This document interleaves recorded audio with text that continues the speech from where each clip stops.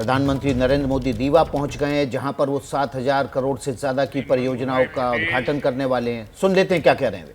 मुख्यमंत्री भाई शिवराज जी, केंद्रीय मंत्रिमंडल के मेरे सहयोगीगण, पंचायती राज मंत्रालय का नेतृत्व कर रहे भाई गिरिराज जी, विधायकगण,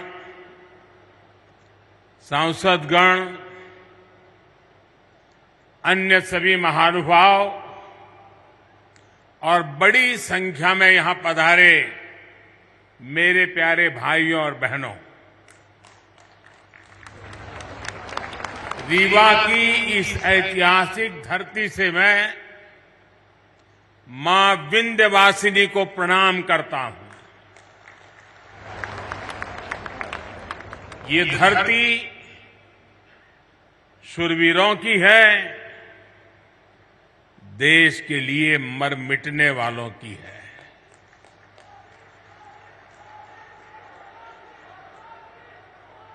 मैं अनगिनत बार रीवा आया हूं, आपके बीच आया हूं और हमेशा मुझे आपका भरपूर प्यार और स्नेह मिलता रहा है। आज भी इतनी बड़ी संख्या में आप सभी लोग हमें आशीर्वाद देने आए हैं। मैं आप सभी का हृदय से आभार व्यक्त करता हूं।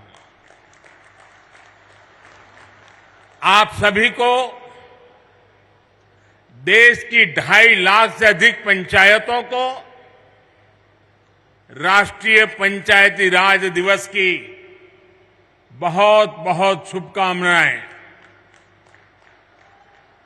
आज आपके साथ ही 30 लाख से ज्यादा पंचायत प्रतिनिधि भी हमारे साथ वर्चुअली जुड़े हुए हैं। ये निश्चित रूप से भारत के लोकतंत्र की बहुत ही सशक्त तस्वीर है। हम सभी जनता के प्रतिनिधि हैं। हम सभी इस देश के लिए, इस लोकतंत्र के लिए समर्पित है।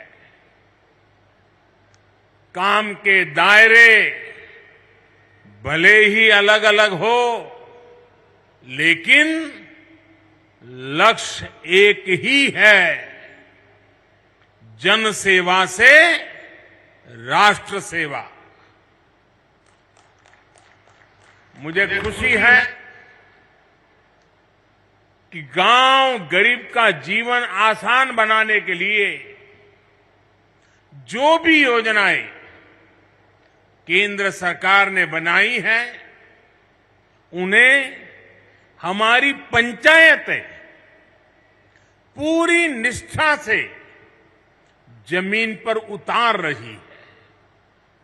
भाई और बहनों, आज यहां ई ग्राम स्वराज और ई ग्राम पोर्टल को मिलाकर जो नई व्यवस्था लॉन्च की गई है, उससे आपका काम और आसान होने वाला है।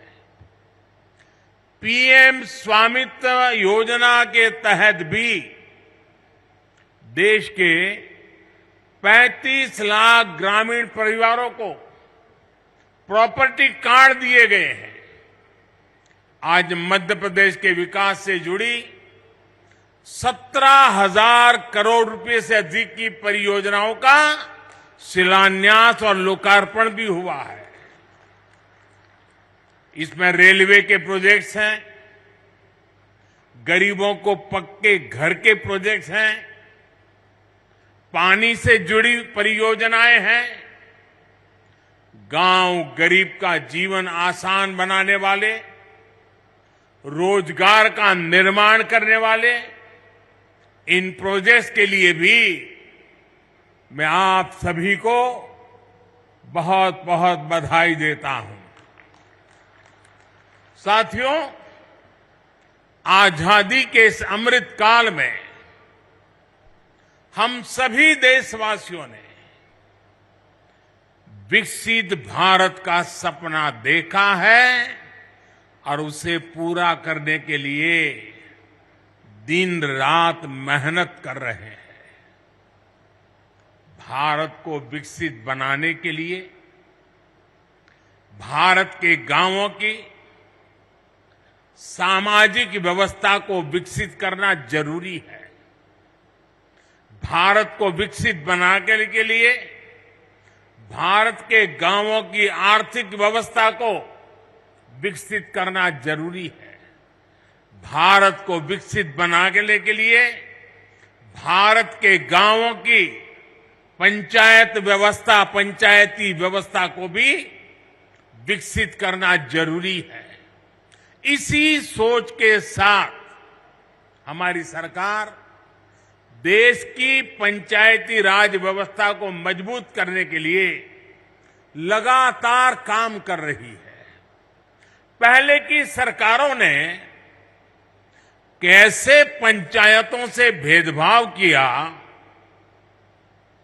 और उनसे उल्टा कैसे हम उन्हें सशक्त कर रहे हैं, पंचायतों में सुविधा बढ़ा रहे हैं, ये आज गांव वाले भी देख रहे हैं, देश के लोग भी देख रहे हैं। 2014 के पहले पंचायतों के लिए वित्त आयोग का अनुदान 17,000 करोड़ रुपए से भी कम था। आंकड़ा याद रखोगे आप? आंकड़ा याद रखोगे? कुछ आप बताओगे तो मुझे पता चलेगा। याद रखोगे? 14 के पहले 17,000 करोड़ से कम। क्या इतनी कम राशि से इतना बड़ा देश, इतनी सारी पंचायतें कैसे अपना काम कर पाती? 2014 में हमारी सरकार आने के बाद पंचायतों को मिलने वाला ये अनुदान 70,000 से बढ़ाकर 2 लाख करोड़ रुपए से ज्यादा हो गया है। आप बताएंगे मैंने कितना बताया? पहले कितना था, अब कितना हुआ? चला जाए साहब। अब आप अंदाज लगा सकते हैं काम कैसे करते हैं। मैं आपको 2 और उदाहरण देता हूं। 2014 से पहले के 10 वर्षों में, मैं उन 10 साल की बात करता हूं, केंद्र सरकार की मदद से 6,000 के आसपास ही पंचायत भवन बनवाए गए थे। पूरे देश में करीब करीब 6,000 पंचायत घर बने थे। हमारी सरकार ने 8 साल के अंदर अंदर 30,000 से ज्यादा नए पंचायतों भवन का निर्माण करवा चुकी है। अब ये आंकड़ा भी बताएगा कि हम गांवों के लिए कितने समर्पित हैं। पहले की सरकार ने ग्राम पंचायतों तक ऑप्टिकल फाइबर पहुंचाने की योजना भी शुरू की थी, लेकिन उस योजना के तहत देश की 70 से भी कम, 100 भी नहीं, 70 से भी कम ग्राम पंचायतों को ऑप्टिकल फाइबर से जोड़ा गया था। वो भी शहर के बाहर जो नजदीक में पंचायत पड़ती थी वहां पर गए थे। ये हमारी सरकार है जो देश की 2 लाख से ज्यादा पंचायतों तक ऑप्टिकल फाइबर को ले गई है। फर्क साफ है दोस्तों। आजादी के बाद की सरकारों ने कैसे भारत की पंचायती राज व्यवस्था को ध्वस्त किया, मैं इसके विस्तार में नहीं जाना चाहता। जो व्यवस्था आजादी के भी सैकड़ों वर्ष, हजारों वर्षों पहले से थी, उसी पंचायती राज व्यवस्था पर आजादी के बाद भरोसा ही नहीं किया गया। पूज्य बापू कहते थे, भारत की आत्मा गांवों में बसती है, लेकिन कांग्रेस ने गांधी के विचारों को भी अनसुना कर दिया। 90 के दशक में पंचायती राज के नाम पर खानापूर्ति जरूर की गई, लेकिन फिर भी पंचायतों की तरफ वो ध्यान नहीं दिया गया जिसकी जरूरत थी। साथियों, 2014 के बाद से देश ने अपनी पंचायतों के सशक्तिकरण का बीड़ा उठाया है और आज इसके परिणाम नजर आ रहे हैं। आज भारत की पंचायतें गांवों के विकास की प्राणवायु बनकर उभर रही है। ग्राम पंचायतें गांव की आवश्यकता के अनुसार गांव का विकास करें, इसके लिए ग्राम पंचायत विकास योजना बनाकर काम किया जा रहा है। साथियों, हम पंचायतों की मदद से गांवों और शहरों के बीच की खाई को भी लगातार कम कर रहे हैं। डिजिटल क्रांति के इस दौर में अब पंचायतों को भी स्मार्ट बनाया जा रहा है। आज पंचायत स्तर पर योजनाएं बनाने से लेकर उन्हें लागू करने तक में टेक्नोलॉजी का भरपूर इस्तेमाल हो रहा है। जैसे आप लोग अमृत सरोवर पर इतना काम कर रहे हैं, इन अमृत सरोवरों के लिए जगह चुनने में, काम पूरा करने में हर स्तर पर टेक्नोलॉजी का खूब इस्तेमाल हुआ है। आज यहां ई Gram Swaraj jam integrated portal का शुभारंभ भी किया गया है।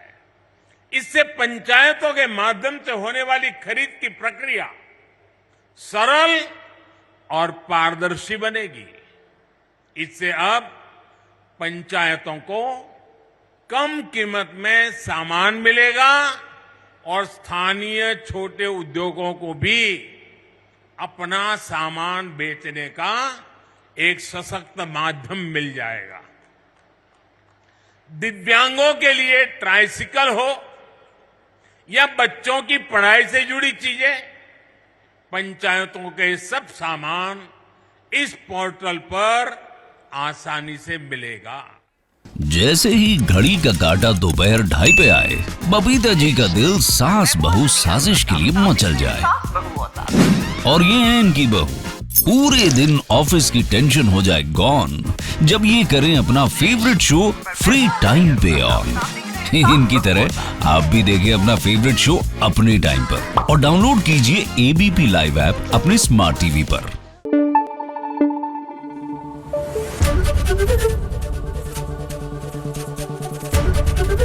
एबीपी न्यूज आपको रखे आगे।